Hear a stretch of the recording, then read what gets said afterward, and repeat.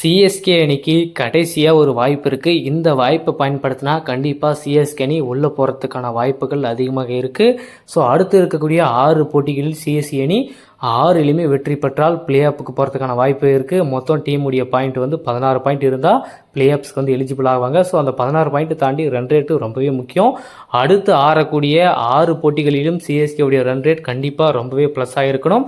So அப்படி இல்லாமல் 5 போட்டியில் ஜெயிச்சு ஒரு போட்டியில் தோல்வி செஞ்சால் கூட பரவாயில்ல, ஒன்றும் பிரச்சனை இல்லை. 14 பாயிண்ட் இருக்குது. அந்த 14 பாயிண்ட் தாண்டி ரன் ரேட் வந்து சிஎஸ்கே அணி அதிகமாக வச்சுருந்தாங்கன்னா அடுத்து வரக்கூடிய அந்த மற்ற டீம் வந்து எப்படி ஆடுறாங்க, மற்ற டீமுடைய பாயிண்ட்ஸ் டேபிள் எப்படி இருக்குது, ஸோ அவங்களுடைய பர்ஃபார்மன்ஸை பொறுத்து சிஎஸ்கே அணி உள்ளே போகுதா இல்லையான்றது நம்ம டிசைட் பண்ணிக்கலாம். முன்ன வருஷமே நம்ம பார்த்துருப்போம், ஆர்சிபிக்கும் சிஎஸ்கே அணிக்கும் டிசைடர் மேட்ச் வந்துச்சு. கடைசி போட்டி, அந்த போட்டியில் யார் ஜெயிக்கிறாங்களோ அவங்க தான் அந்த 4வது இடத்த வந்து ஃபில் பண்ண போகிறாங்க. ஸோ அப்படி ஒரு சுச்சுவேஷனில் தான் வந்து சிஎஸ்கே அணி இருந்தாங்க. ஸோ அந்த டோர் டே மேட்ச்சில் வந்து பெங்களூர் அணி ஜெயிச்சு கடைசியில் பார்த்தீங்கன்னா அவங்க குவாலிஃபை ஆகிட்டாங்க. ஸோ சிஎஸ்கே அணிக்கு கையில் இருந்து நழுவுனது மாதிரி ஒரு ஆயிடுச்சு. இதே மாதிரி ஃபர்ஸ்ட் ஹாஃபில் சிஎஸ்கே அணி பாயிண்ட் டேபிளில் 3வது இடத்துல இருந்தாங்க. கடைசியில் பார்த்தீங்கன்னா சிஎஸ்கே அணி இந்த சீசன் பார்த்தீங்கன்னா அதே கடைசி எடுத்துக்கிறாங்க. ஆர்சிபி எந்த பொசிஷன் இருந்தாங்களோ அதே பொசிஷனில் இப்போ சிஎஸ்கே அணி இருக்காங்க. கண்டிப்பாக அடுத்தடுத்து வரக்கூடிய போட்டிகளில் சிஎஸ்கே கேப்டன் தல தோனி அவர்கள் முக்கியமான மாற்றத்தோடு மேட்சையே தலைகளாக மாற்ற போகிறாரு. ஸோ அந்த ஒரு இதுக்காக தான் வெயிட் பண்ணிட்டு இருக்கோம். ஸோ நேற்றைய போட்டியில் மும்பைக்கு எதிரான போட்டியில் சிஎஸ்கே அணி தோல்வியை சந்திச்சாங்க. பட் இருந்தாலுமே அது எல்லாத்தையுமே விட்டுருங்க. ஸோ போனதை நினச்சி விட்டுருங்க. சிஎஸ்கே அணி இது வரைக்குமே 15 ஐபிஎல் சீசன் வந்து விளையாடி இருக்காங்க. கிட்டத்தட்ட 16வது சீசன் நடக்குது. 2 வருஷம் வந்து பேனில் இருந்ததுனால வந்து ப்ளே பண்ணல. ஸோ இத்தனை சீசனில் சிஎஸ்கே அணி 12 முறை வந்து இறுதிப் போட்டிக்கு போயிருக்காங்க. அப்போல்லாம் சிஎஸ்கே ரசிகர்கள் வந்து சிஎஸ்கே அணிக்கு சப்போர்ட் பண்ண பின்ன இப்போ வந்து சிஎஸ்கே அணி இப்படி ஒரு நிலைமையில் இருக்கும்போது ஏன் வந்து ரசிகர்கள் வந்து அவரை வந்து கைவிட்டாங்க அப்படின்னு தெரியல. ஆர்சிபி அணி 18 வருஷமாக கோப்பையே வெல்லாமல் பல விஷயங்களை வந்து தாண்டி அவங்க வந்திருக்காங்க. அப்படி இருக்கும்போது ரசிகர்கள் அவ்வளோ ஒரு நம்பிக்கையோட அவங்கள வந்து சப்போர்ட் பண்ணிட்டு இருக்காங்க. அப்படி இருந்தும் சிஎஸ்கே அணி இந்த சீசனில் வந்து இப்படி ஒரு மோசமான கேம் வந்து விளையாடுறாங்க அப்படின்னு சொல்லிட்டு அவங்களுக்கு சப்போர்ட் பண்ணாமல் இருக்கிறது நியாயமே கிடையாது. அது சிஎஸ்கே ரசிகர்களுக்கு நல்லதும் கிடையாது. அதனால எந்த அளவுக்கு டீமை வந்து நம்ம சப்போர்ட் பண்ணுமோ அந்த அளவுக்கு சப்போர்ட் பண்ணால் மட்டும்தான் அவங்க வந்து நமக்கு ரசிகர்கள் இருக்காங்க அப்படின்ற ஒரு நம்பிக்கையில் அடுத்தடுத்து வெற்றியை நோக்கி போயிட்டு இருப்பாங்க. ஸோ நாமளே அவங்களுக்கு வந்து நெகட்டிவாக வந்து கொடுத்துட்டு இருந்தா கண்டிப்பாக வந்து சிஎஸ்கே அணி அவங்களுடைய அந்த எல்லா நம்பிக்கையுமே கைவிட்டுருவாங்க. ஸோ அவ்வளவு சீக்கிரம் வந்து அவங்களை கைவிட விடக்கூடாது. சிஎஸ்கே ரசிகர்கள் கண்டிப்பாக சிஎஸ்கே அணிக்கு முழுக்க சப்போர்ட் பண்ணோம் அப்படின்னா கண்டிப்பாக அடுத்து இருக்கக்கூடிய 6 போட்டிகளில் ஜெயிங்க. நீங்கள் ஜெயிச்சாலும் சரி தோத்தாலும் சரி, நீங்கள் குவாலிஃபைக்கு போகலன்னா கூட சரி, உங்கள் கூட நாங்கள் ரசிகர்கள் வந்து நிற்கிறோம் அப்படின்னு சொல்லிட்டு அவங்க நம்பிக்கை கொடுத்தாங்கன்னா கண்டிப்பாக சிஎஸ்கே அணி இந்த சீசன் வந்து அவங்க வந்து அடிக்க முடியலன்னா கூட பரவாயில்ல, அடுத்த சீசனில் ஒரு குட் கம்பேக் பண்ணி ஒரு நல்ல 11 கொண்டு வந்து கண்டிப்பாக அடுத்த சீசனில் வந்து நாங்கள் அவ்வளோ சீக்கிரம் குறைஞ்சவங்க கிடையாதுன்னு சொல்லிட்டு ஒரு நல்ல தரமான ஒரு இன்னிங்ஸை வந்து கொடுக்கறதுக்கான வாய்ப்புகள் இருக்குது. ஸோ எந்த அளவுக்கு ரசிகர்கள் அவங்களுக்கு பின்னாடி இருக்குமோ அந்த அளவுக்கு அவங்களுக்கு கான்ஃபிடென்ட் வரும். ஆர்சிபி ரசிகர்களும் இன்னைக்கு வரைக்குமே அவங்களுக்கு ரசிகர்கள் வந்து பின்னாடி இருக்காங்க. கோப்பி அடித்தாலும் சரி, குவாலிஃபை பண்ணாலும் சரி, 10வது இடத்துல ஃபினிஷிங் பண்ணாலும் சரி, எந்த இடத்துல நின்னாலும் சரி, அவ்வளோ கோபம் இருந்தாலுமே ரசிகர்கள் என்றைக்குமே ஆர்சிபி அணியை வந்து விட்டு கொடுத்தது கிடையாது. ஸோ அந்த விஷயத்தை வந்து நாம் என்றைக்குமே பண்ணக்கூடாது. தல தோனி அவர்கள் கண்டிப்பாக ஒரு நல்ல கம்பேக்கோட அடுத்தடுத்த போட்டிகளில் தோல்வியை சந்தித்தாலுமே நமக்கு பிரச்சனை கிடையாது. கண்டிப்பாக தோனி அவர்கள் புதிய குத்தோட வரப்போறாரு. அதே மாதிரி இளம் வீரர்களுக்கு வாய்ப்பு கொடுத்து யார் யாரெல்லாம் நல்லா பர்ஃபார்மன்ஸ் பண்ணுறாங்கன்னு சொல்லிட்டு அவங்கள பிளேயில் அவங்கள போட்டு வச்சு கண்டிப்பாக ஒரு நல்ல மாற்றத்தோட அடுத்த ஆண்டு சீக்கிரமாக வந்து நல்லா கம்பேக் பண்ண போகிறாரு. அதுக்கு முன்னாடி இந்த சீசன் இருக்கக்கூடிய 6 போட்டிகளில் கண்டிப்பாக சிஎஸ்கே அணி வின் பண்ணுவாங்க அப்படின்றது ஒரு கான்ஃபிடென்ட் இருக்குது. ஸோ அடுத்தடுத்து வரக்கூடிய போட்டிகளில் கண்டிப்பாக சிஎஸ்கே அணி மிகப்பெரிய அளவு ஒரு கம்பேக் வந்து கொடுக்க போகிறாங்க. அதை நம்ம பார்க்க தான் போகிறோம். ஸோ தொடர்ந்து கண்டிப்பாக வாட்ச் பண்ணுங்கள். தோனி அவர்கள் கண்டிப்பாக இந்த மேட்சில் வேணும்னா அவர்கள் ட்ரிக்ஸை வந்து இழந்திருக்கலாம். கண்டிப்பாக அடுத்தடுத்த போட்டிகளில் தோனியுடைய மாஸ்டர் பிளான் கண்டிப்பாக ஒர்க் அவுட் ஆக போகுது. ஸோ முக்கிய வீரர்கள் எல்லாம் அடுத்த போட்டியில் களமிறக்க போகிறாரு. அந்த களமிறக்கிறது தோனி அவர்கள் எந்த அளவுக்கு மைண்ட் கேம் வந்து யூஸ் பண்ண போகிறார் அப்படின்றது நமக்கு அன்னைக்கு தெரிய போகுது. ஸோ என்றைக்குமே வந்து எல்லா போட்டியிலுமே எல்லாருமே ராஜாயிரம் ஆக முடியாது. கண்டிப்பாக ஏதாவது ஒரு இடத்துல வந்து மிஸ்டேக் ஆகும்.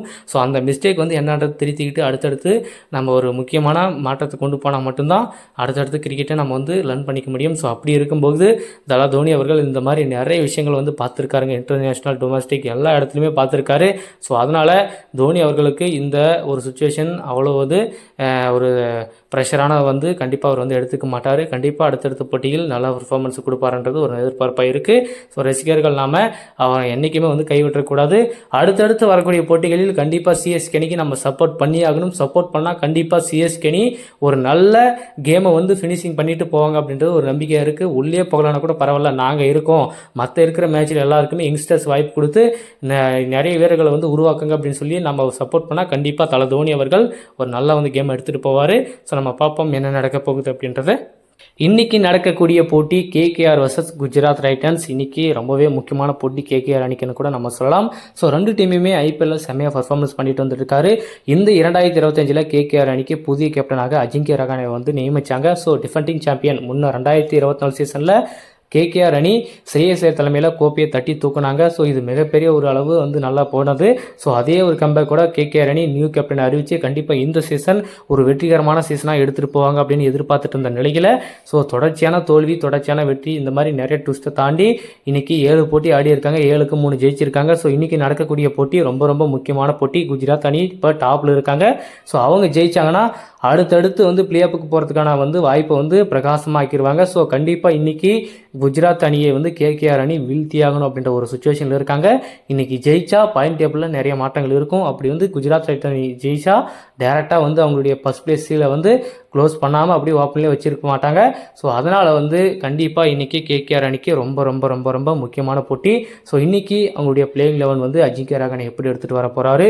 கண்டிப்பாக இன்றைக்கி ஈடன் கார்டன் மைதானத்தில் நடக்கிறதுனால கண்டிப்பாக அவர் வந்து ஒரு மிகப்பெரிய ஒரு ட்விஸ்ட் வச்சிருப்பாரு. பிளேயிங் லெவன்லையும் ட்விஸ்ட் வச்சிருப்பாரு. ஸோ நல்ல பர்ஃபார்மன்ஸ் கொடுத்துட்டு வந்திருந்த கேகேஆர் அணி ஏன் வந்து ரீசெண்டாக பார்த்தீங்கன்னா இப்படி ஒரு ஒஸ்டான கேமுக்கு போனாங்க அப்படின்னு பார்த்தீங்கன்னா தெரியல. மிடில் ஆர்டரில் அந்தளவுக்கு சப்போர்ட் கிடையாது. ஆண்ட்ரே ரசல் பார்த்தீங்கன்னா இன்னும் அவங்களுடைய பர்ஃபார்மன்ஸை காட்டவே இல்லை. ரிங்கு சிங்கும் ஏதோ ஆடிட்டு இருக்காரு. ஸோ அவருடைய பர்ஃபார்மன்ஸ் இன்னும் அந்த 100% வந்து இந்த குவாலிட்டியான பர்ஃபார்மன்ஸ் இன்னும் வரல. ஒரு இன்டர்நேஷனல் பிளேயர் வந்து எந்தளவுக்கு குவாலிட்டியான பர்ஃபார்மன்ஸ் கொடுக்கணுமோ அந்த பர்ஃபார்மன்ஸ் இன்னும் அவர்கிட்ட இருந்து நம்ம இன்னும் எதிர்பார்க்கல. அதை எதிர்பார்த்தோம்னா கண்டிப்பாக ஒரு நல்ல இன்னிங்ஸ் வந்து அவர் கொடுப்பார் அப்படின்றது ஒரு நம்பிக்கையாக இருக்குது. இதையும் தாண்டி நம்ம குஜராத் டைட்டன்ஸ் அணியின் கேப்டன் சுப்மன் கில் அவர்கள் ஒரு குவாலிட்டியான டீம் வச்சிருக்காருங்க. பட்லர் செம்ம ஆடிட்டு இருக்காரு. சாய் சுதர்சன் பார்த்தீங்கன்னா சொல்லவே தேவையில்ல, அவ்வளோ ஒரு அற்புதமான பர்ஃபார்மன்ஸ் காட்டிட்டு இருக்காரு. கில் ஒரு பக்கம் நல்லா பண்ணிட்டு இருக்காரு, ஷாருக் கான் பண்ணிட்டு இருக்காரு, ஷாய் குசர் நல்லா பண்ணிட்டு இருக்காரு. நம்ம டிவாட்டி அவரும் வந்து ஃபினிஷிங் ரோலை செம்மையாக பண்ணிட்டு இருக்காருங்க. ஸோ ருதர்ஃபோர்டு அவரையும் வந்து செம்மையாக பண்ணிட்டு இருக்காரு. ஸோ சிஎஸ்கே வந்து எந்த அளவுக்கு பேட்டிங் லைனப்பை வச்சு அக்ரெசிவ் ஆடாமல் இருக்காரோ அந்த அளவுக்கு குவாலிட்டியான அக்ரெசிவான ஒரு டீமை வச்சு நல்ல பர்ஃபார்மன்ஸ் காட்டிட்டு வந்துட்டு இருக்காங்க குஜராத் அணி. கண்டிப்பாக இன்னைக்கு வந்து ரொம்ப ரொம்ப ரொம்ப இன்ட்ரெஸ்டிங்கான ஒரு கேமாக இருக்க போகுது. ரெண்டு டீமுமே வந்து குவாலிட்டியான ஹிட்டர்ஸை வச்சுருக்காங்க. அதனால் கண்டிப்பாக ஒரு ஹை ஸ்கோரிங் கேமாக இருக்க போகுது. இன்றைக்கி நடக்கக்கூடிய இந்த போட்டியில் கண்டிப்பாக ஒரு நல்ல ஸ்கோர் அடிக்க போகிறாங்க. அப்படி தான் நாமளும் எல்லா மேட்சுமே எதிர்பார்க்குறோம். பட் இந்த சீசன் ரொம்பவே வந்து ஸ்கோரை வந்து கண்ட்ரோல் பண்ணக்கூடிய ஒரு சீசனாக இருந்திருக்கு. முன்ன சீசன்லாம் பார்த்தீங்கன்னா ஹை ஸ்கோரிங் கேம் தாங்க. எஸ்ஆர்ஹெச் அணி பார்த்தீங்கன்னா கிட்டத்தட்ட 4-5 டைம் 250 அடித்தாங்க. இந்த டைம் எஸ்ஆர்ஹெச் அணி ஒரு டைம் மட்டும் தான் 250 அடிச்சிருக்காங்களா. மற்ற டைம் எல்லாம் அவங்க 150 கூட தாண்டாமல் இருந்திருக்கு அவங்களுடைய ஸ்கோர். ஸோ அதனால் கண்டிப்பாக இந்த டைம் வந்து ஐபிஎல் சீசனில் வந்து கிரவுண்டை வந்து பர்ஃபெக்டாக பண்ணியிருக்காங்க. ஸோ எதுக்குமே வந்து சாதகமாக இல்லாமல் ஈக்குவலாக வந்து பண்ணியிருக்காங்க. ஸோ அதனால் கண்டிப்பாக இந்த சீசன் ஒரு மிகப்பெரிய சீசனாக இருக்க போகுது.